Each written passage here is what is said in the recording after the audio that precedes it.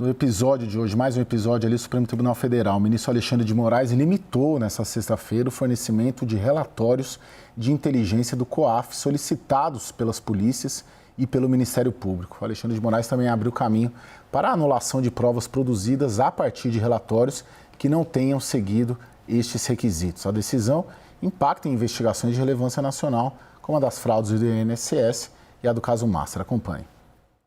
A edição de novas regras para relatórios do COAF, o Conselho de Controle de Atividades Financeiras, foi tomada em decisão monocrática e liminar de Moraes, que ainda precisará passar pelo plenário do STF. A medida imposta pelo ministro vale tanto para o Judiciário como para CPIs e CPMIs. Moraes tomou a decisão dentro de um recurso extraordinário de um alvo de uma investigação sobre irregularidades na importação de cavalos. Agora, o COAF só deve compartilhar informações financeiras que atendam aos seguintes requisitos. Os relatórios só poderão ser fornecidos a investigações criminais formalmente instauradas pela Polícia ou Ministério Público, ou no âmbito de processos administrativos e judiciais que demandem apurações financeiras. É preciso que a requisição esteja assinada por uma autoridade competente que declare expressamente que a pessoa física ou jurídica objeto do relatório é formalmente investigada. Só devem ser atendidos pedidos que demonstrem de forma concreta, individualizada e objetiva a necessidade dos relatórios para as investigações em curso. E não devem ser atendidas solicitações em que informações do COAF constituam a primeira e única medida investigativa, dado o potencial de ação de pesca probatória, nome dado quando uma investigação é instaurada sem alvo definido, na expectativa de encontrar irregularidades ainda não amparadas em indícios.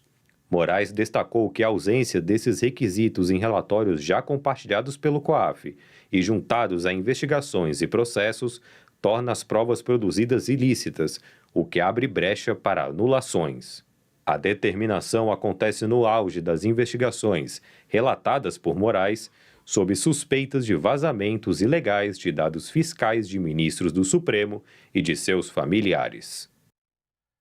Professor, qual o potencial dessa decisão de virar uma brecha para os advogados arguirem, nulidades desses processos e investigações?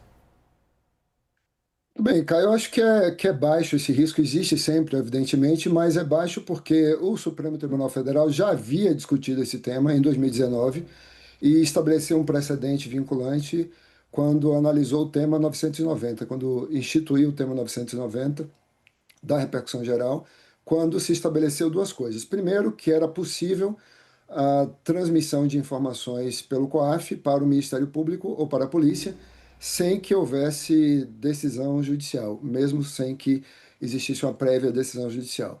E o segundo aspecto é que esse tipo de transferência de informação de inteligência financeira viesse sempre vinculada a um procedimento formal, após essa decisão, que é de 2019, foram identificados alguns abusos, inclusive no contexto dessa decisão, é importante lembrar, Caio, que recentemente, no começo deste mês, o Ministério Público de São Paulo e a Polícia Federal deflagraram a Operação Bazar, que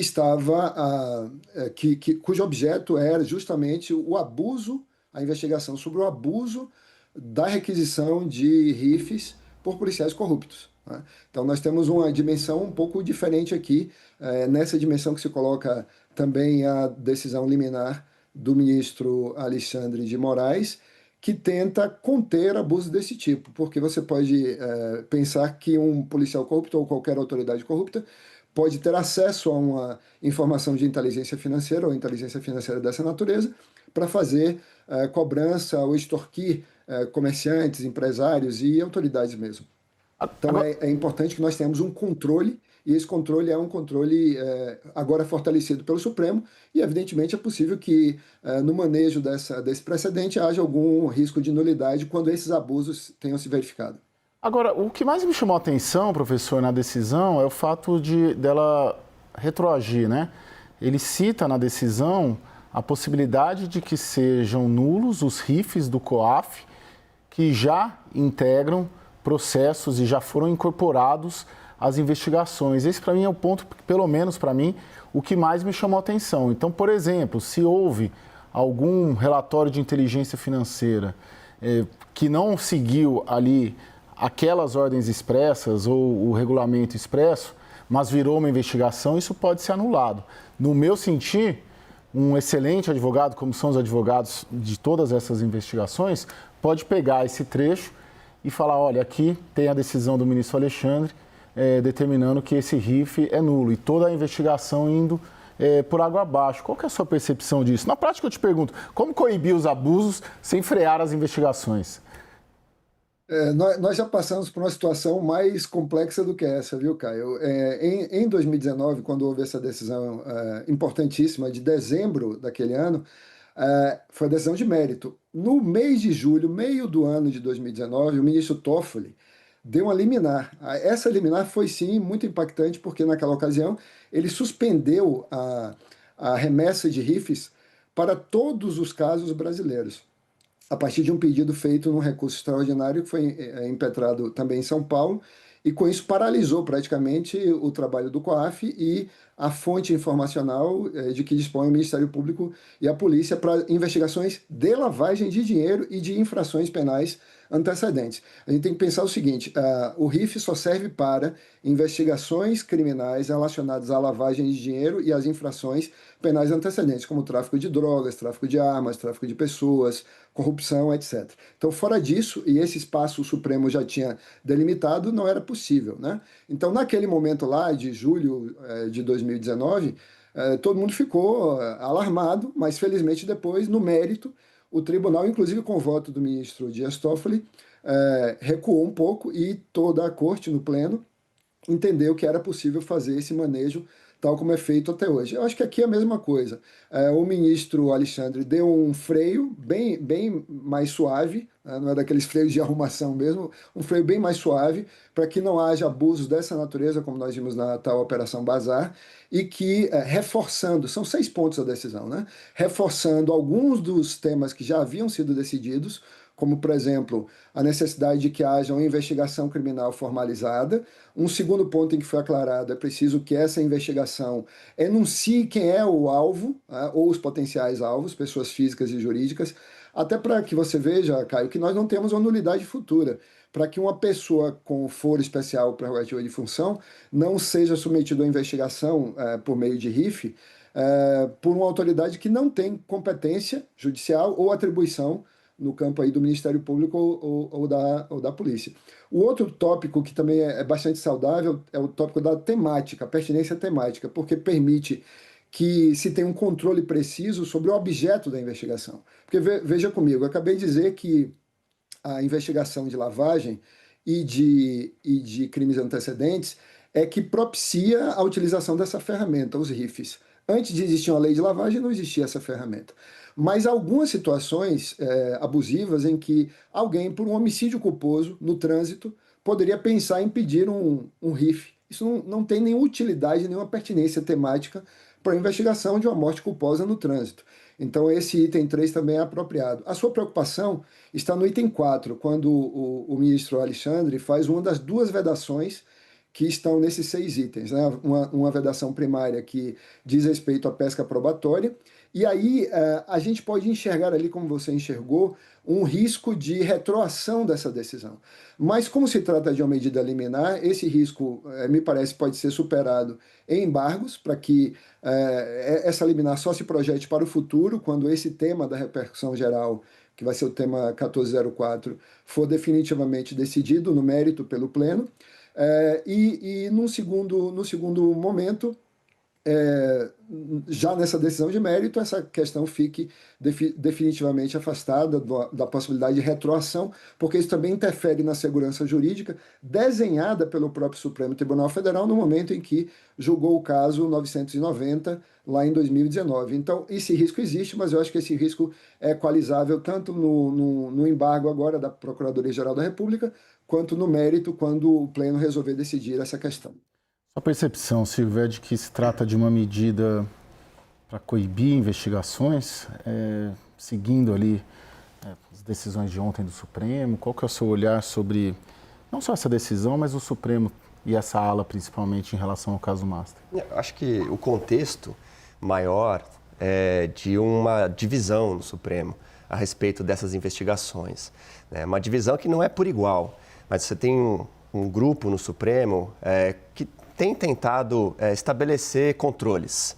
Tá? Aqui sem entrar no mérito, né, desses controles, mas que de fato tem mostrado um esforço grande para controlar essas investigações. A gente já falou aqui em outras ocasiões, na época o ministro Toffoli acabou até cedendo, abrindo mão da relatoria quando essas tentativas de controlar a investigação, enfim, acabaram gerando muito mais crítica e problema para esse processo.